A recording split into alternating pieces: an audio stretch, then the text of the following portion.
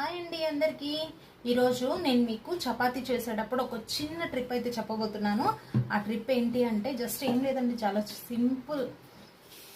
మనం చపాతీ కర్ర వాడతాం కదా. చపాతీ కర్రకి ఇట్లా గళ్ళుగా ఉన్న చపాతీ కర్రను తీసుకుంటే చపాతీ చాలా ఫాస్ట్గా నొక్కేయచ్చు అనమాట. ఎక్కువగా ప్రెస్ చేసే వర్క్ లేకుండా చాలా స్మూత్గా చాలా స్లోగా చేసేసుకుంటే చాలా సాఫ్ట్గా అయిపోతుందండి.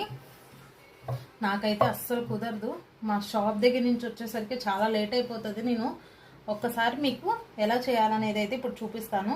చూడండి, ఎక్కువగా ప్రెస్ చేసే పని లేకుండా ఊరికే చక్కగా రౌండ్గా తిరిగిపోతుంది. అస్సలు నాకు టైం కుదరదండి. నేను షాప్ దగ్గర నుంచి వచ్చేసరికి 10 అయిపోతుంది.